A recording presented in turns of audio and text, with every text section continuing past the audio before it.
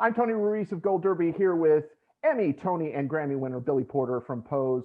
And Billy, are you able to quantify what Pray Tell has meant to you and your career? Are you able to quantify how it has changed you and changed the course of your career?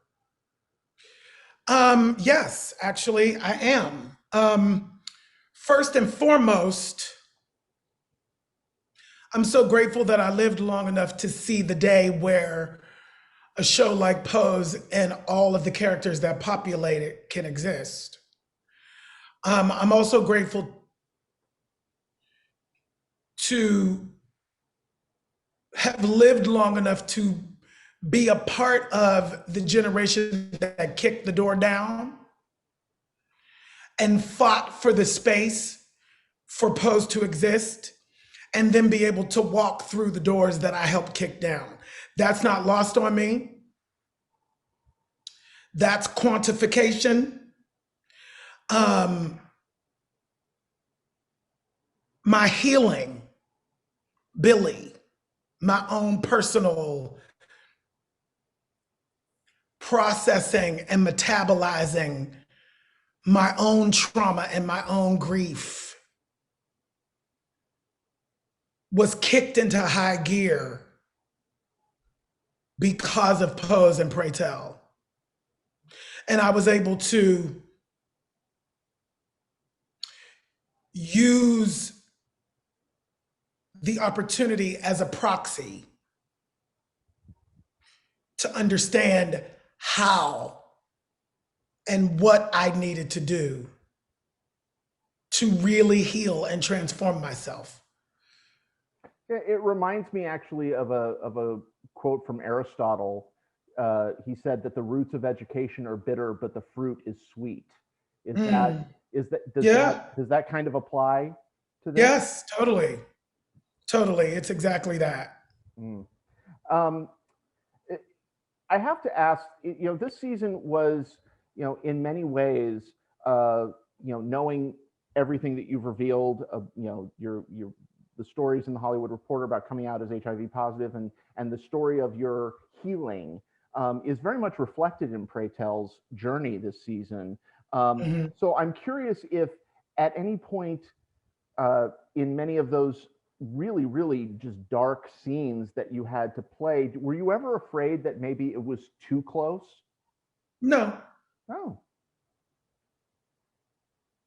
you have to face it, y'all. Mm. You have to face it.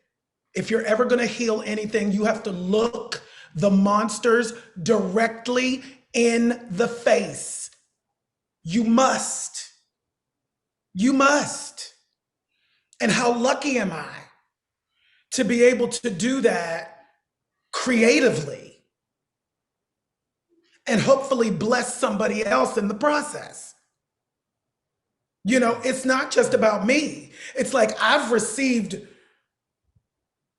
beyond anything I could have ever imagined from it. And because it's a creative and artistic venture wherein I have navigated this personal journey, I get to share it with other people.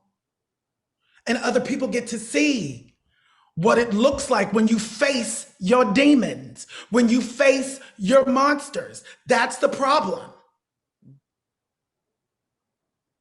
I can use the parallel of America. We don't even want to face it.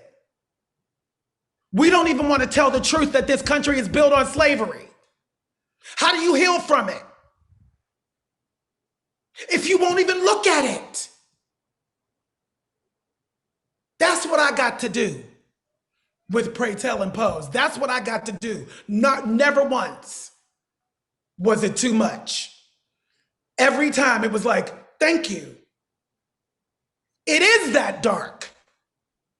And somebody has to look at it, or it's never going to change. Nothing will ever change. Nothing will ever be healed when we're running away from everything all the time. Yeah, I can totally identify with that because, I'm a high school teacher in my normal 9 to 5 job. And this whole issue of quote unquote critical race theory, which is being banned in so many states, is is has come to my school. And so what advice do you give to younger people about how to deal with this stuff when there seem to be so many forces that tell us to just look away from it? I have to be honest. I don't know what to tell anybody. Mm. I don't. I'm first generation post civil rights movement. We had blind hope and blind faith that a change was going to come. A change came and the change went. And here we are still doing the same shit. Reach across the aisle. Negotiate. Maya Angelou says, when people show you who they are, believe them the first time. We're not doing that. And we continue to take a bag of popcorn to a gunfight. So I don't know what to tell you. I don't know what to tell anybody. It's the same shit over and over and over and over again since the founding of this country. I don't know what to tell you. I do know for myself, I'm not doing any of it anymore. So for me and my house personally, I'm living the truth. And hopefully that will reverberate. You know, Gandhi or whatever, whoever it was says, be the change you want to see. That's all I got. Be the change you want to see. Because I'm waiting for somebody, anybody in a position of power to do something. For real. I'm waiting. I've marched as much as I can. I've spoken out all I can. I've done everything I can.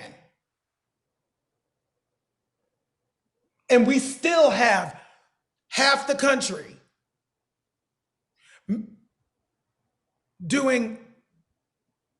making human beings illegal. Still. It's the same shit.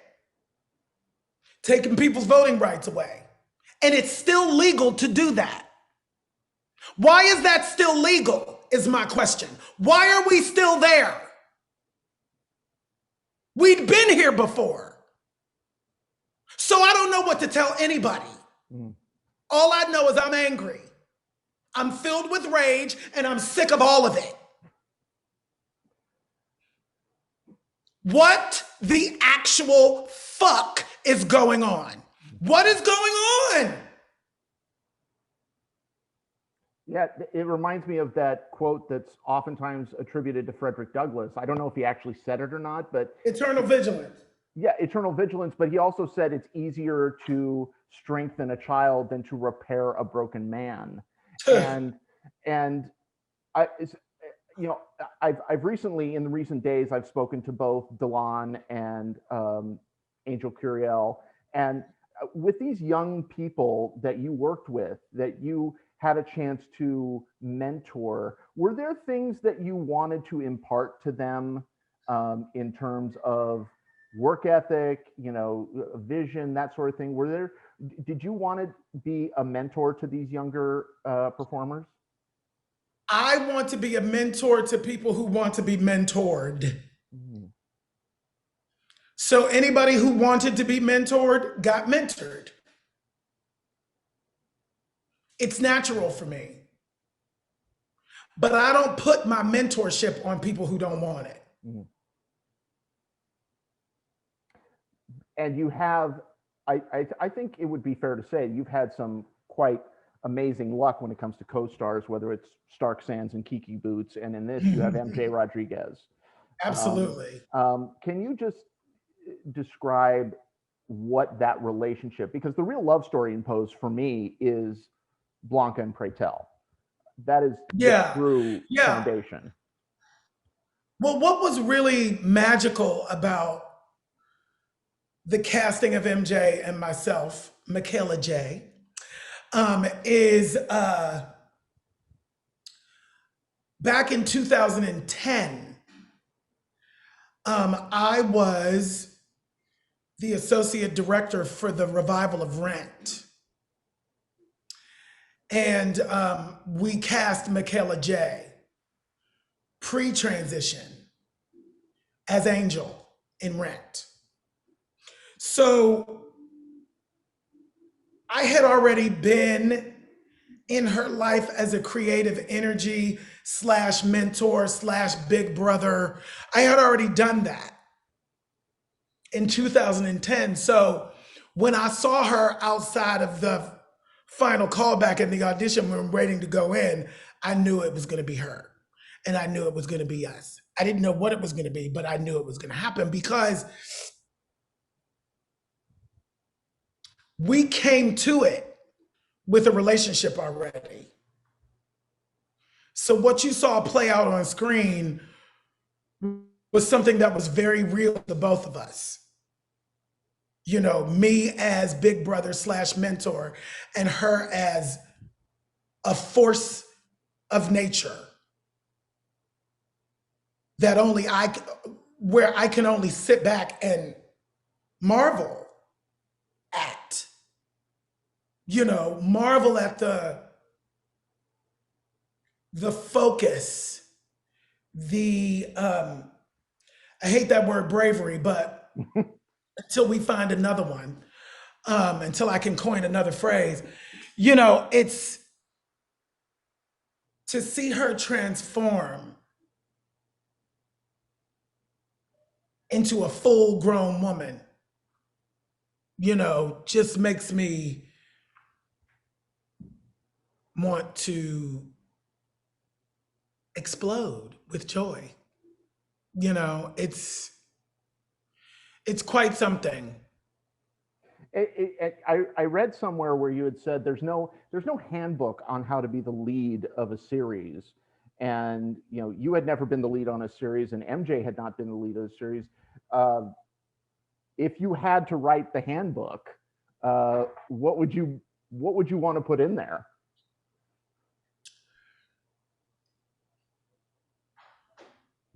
Show up and do your job. Mm. All day, every day. With gratitude, discipline, and courage. Show up and do your job every day, all day. Mm. Yeah, the ballroom scenes, there's always such an electricity to those scenes, and I wonder how much improvisation is there in what you say in your kind of leading the proceedings. There's a lot of improvisation, but I will say this: what's on the page is complete. What I'm given to start with is amazing. Everything is there. Now, because of the nature of the scenes, there is a lot of ad-libbing that is required.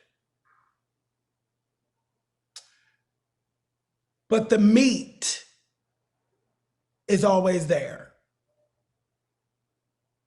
Always. Mm. Our writers are extraordinary.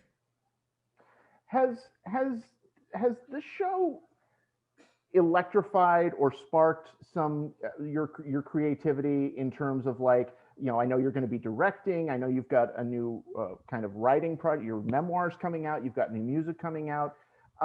Is it fair to say that Pose has been a catalyst for those new things coming into your life? All of those things were in process before Pose, but what I will say is that Pose blew the glass ceiling off of my life. Mm. I spent my whole life preparing for this moment. And I know exactly what to do when it came, because I was prepared for it For 30 plus years, I've been preparing for it. So I understood that what I needed was an opportunity. What I needed was a platform. And I was never asking for anything for free. I was just asking for the opportunity to show the world what I got. Stephen Canals, Ryan Murphy, and Pose just simply gave me the platform to show the world what I have. So often, people do not get the platform, do not get the opportunity, do not get the access. This was the opportunity and this was the access. And praise the Lord, I knew what to do with it when it came, because it's a lot. The energy coming at you, it's a lot. You had said, I had read somewhere that Ryan had told you that you needed to lean into the joy of this. Are you leaning into it now?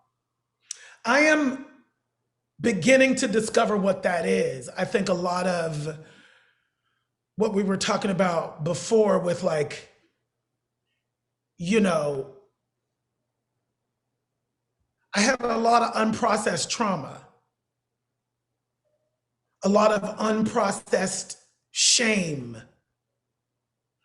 that once I was able to process vis-a-vis this show in particular, I've now been able to crack open a space where I can, in fact, have joy.